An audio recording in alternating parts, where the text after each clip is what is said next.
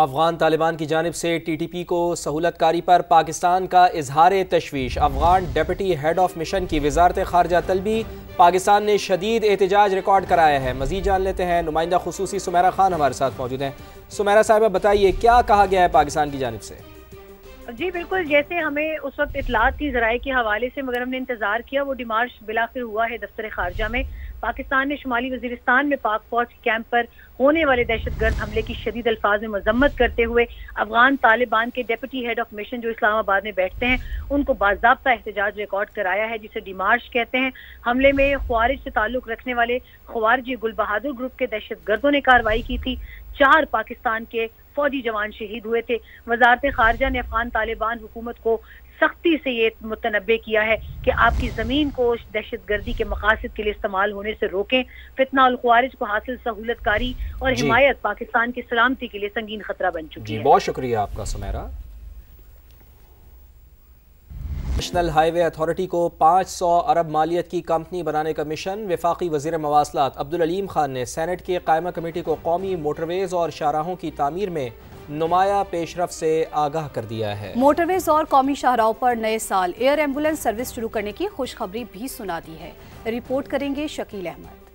قومی خزانے پر بوجھ بننے کے بجائے مالی خود مختاری پانے کا مشن، نیشنل ہائی وے اتھارٹی کو 400 سے 500 ارب روپے کی کمپنی بنانا ہے۔ وفاقی وزیر مواصلات عبدالعلیم خان نے سینٹ کی قائمہ کمیٹی مواصلات کو پلان بتا دیا۔ سینیٹر پرویز رشید کی زیر صدارت کمیٹی اجلاس کو بریفنگ میں عبدالعلیم خان نے کہا، حکومت نے پی ایس ڈی پی میں این ایچ اے کے لیے 127 ارب روپے مختص کیے، جبکہ ہم نے کوششوں اور وسائل سے 108 ارب روپے جنریٹ کر لیے۔ این ایچ اے کے ریونیو میں ایک سال کے دوران 63% اضافہ ہوا۔ وفاقی وزیر عبدالعلیم خان نے بتایا، میگا منصوبوں کے لیے 1.6 ٹریلین روپے تک کی فنڈنگ کا انتظام کر لیا گیا۔ پبلک پرائیویٹ پارٹنرشپ سمیت بڑے منصوبوں کے لیے حکومتی فنڈنگ بھی دستیاب۔ کئی موٹر ویز اور شاہراہوں پر ایک ساتھ کام شروع کرنے کی صلاحیت حاصل کر لی۔ 30 سال بعد سکھر حیدرآباد موٹر وے بحال کیا جا رہا ہے۔ سکھر حیدرآباد اور حیدرآباد تک کراچی موٹر وے کی تعمیر ترجیح قرار۔ سیالکوٹ کھاریاں اور کھاریاں سے راولپنڈی 4 کے بجائے 6 رویا موٹر وے بھی بنا رہے ہیں۔ پاکستان ایکسپریس وے کوئٹہ چمن کا منصوبہ بھی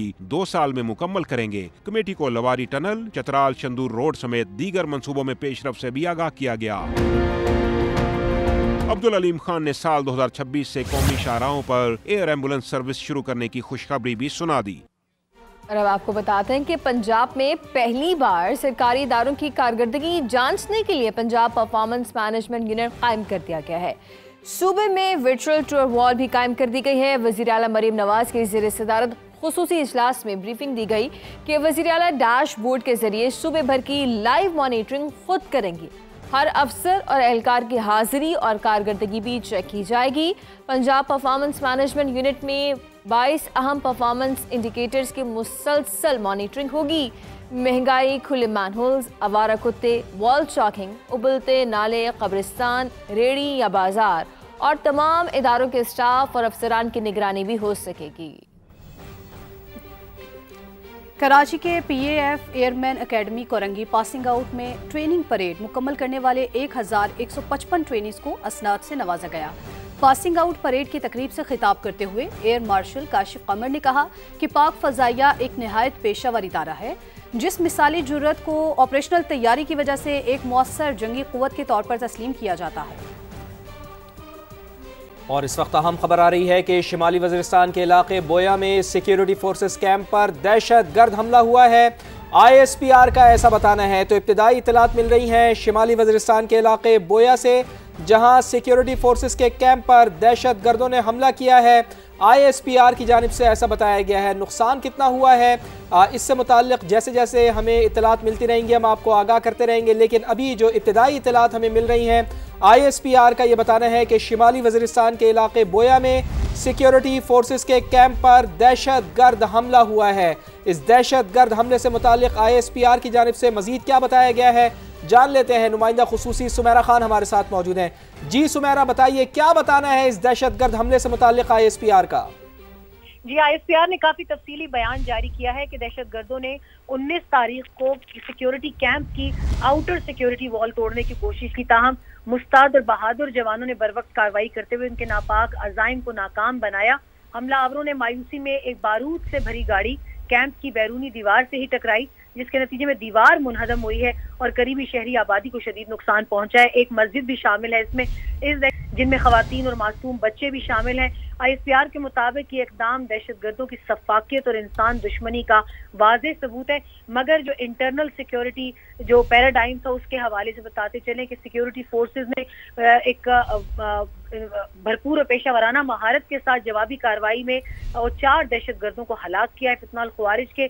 تاہم اس شدید فائرنگ کے تبادلے میں پاک فوج کے 4 بہادر جوانوں نے جام شہادت نوش کیا ہے. اس میں حوالدار محمد وقاص جن کی عمر 42 سال تھی, کوٹلی کے رہنے والے, مانسہرہ کے رہنے والے عمر 38 سال نائک خانویز, سپاہی سفیان حیدر جو 25 سال کے تھے وہاڑی سے تعلق تھا, اور ضلع لیا کے عمر 32 سال سپاہی رفت. اور ان کا یہ بھی کہنا ہے کہ یہ دہشت گردانہ حملہ افغانستان میں موجود خوارج عناصر نے پوری منصوبہ بندی کے تحت کیا ہے, اور ISPR نے واضح طور پر کہا ہے کہ پاکستان اس کارروائی کے جواب میں کارروائی کا بھی حق رکھتا ہے, مگر پاکستان عبوری افغان حکومت سے توقع کرتا ہے کہ وہ اپنی ذمہ داریاں پوری کریں گے اور اپنی سرزمین کو پاکستان کے خلاف دہشت گردی کے لیے استعمال ہونے سے روکیں گے. اچھا سمیرہ, اس حوالے سے اپڈیٹ کیجیے گا, کتنے افراد نے یہ دہشت گردانہ حملہ کیا اور تمام کے تمام خوارج ہلاک کر دیے گئے؟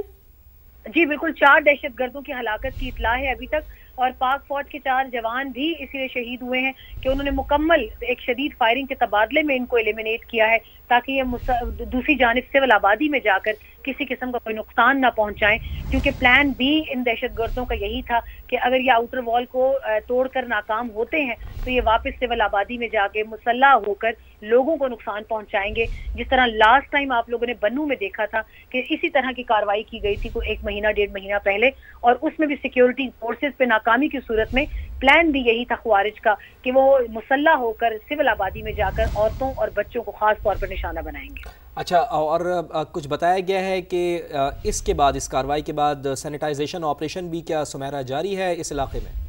جی بالکل, sanitization operation according to the SOPs ہمیشہ وہ ساتھ بھی چلتا رہتا ہے کہ انٹیلیجنس بیسڈ آپریشن کے ساتھ, مگر شمالی وزیرستان کا یہ علاقہ بویا کیونکہ ویسے ہی بہت ایک ہائی الرٹ پہ رہتا ہے, بہت سینسٹیو علاقہ ہے, اس لیے ابھی سراؤنڈنگز میں سینیٹائزیشن آپریشن کے ساتھ ساتھ یہ علاقہ کارڈن آف بھی کر دیا گیا ہے تاکہ مزید کسی سول آبادی کو نقصان نہ پہنچے. اچھا سمیرہ, جیسے آپ نے بتایا کہ 15 شہری اس میں زخمی ہوئے جن میں خواتین اور بچے بھی شامل ہیں, زخمیوں کی حالت کیسی ہے؟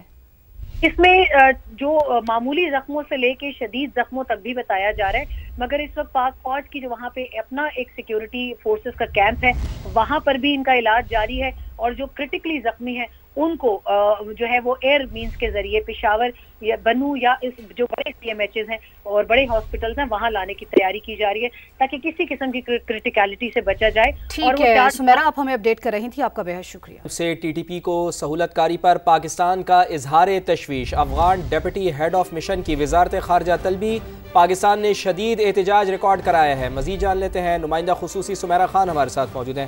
سمیرہ صاحبہ بتائیے کیا کہا گیا ہے پاکستان کی جانب سے؟ جی بالکل, جیسے ہمیں اس وقت اطلاعات تھی ذرائع کے حوالے سے, مگر ہم نے انتظار کیا, وہ ڈیمارش بلاخر ہوا ہے دفتر خارجہ میں. پاکستان نے شمالی وزیرستان میں پاک فوج کے کیمپ پر ہونے والے دہشت گرد حملے کی شدید الفاظ میں مذمت کرتے ہوئے افغان طالبان کے ڈپٹی ہیڈ آف مشن جو اسلام آباد میں بیٹھتے ہیں ان کو باضابطہ احتجاج ریکارڈ کرایا ہے جسے ڈیمارش کہتے ہیں. حملے میں خوارج سے تعلق رکھنے والے خوارجی گل بہادر گروپ کے دہشت گردوں نے کارروائی کی تھی. 4 پاکستان کے فوجی جوان شہید ہوئے تھے. وزارت خارجہ نے افغان طالبان حکومت کو سختی سے یہ متنبع کیا ہے کہ آپ کی زمین کو دہشت گردی کے مقاصد کے لیے استعمال ہونے سے روکیں. فتنہ الخوارج کو حاصل سہولت کاری اور حمایت پاکستان کی سلامتی کے لیے سنگین خطرہ بن چکی ہے. بہت شکریہ آپ کا سمیرہ.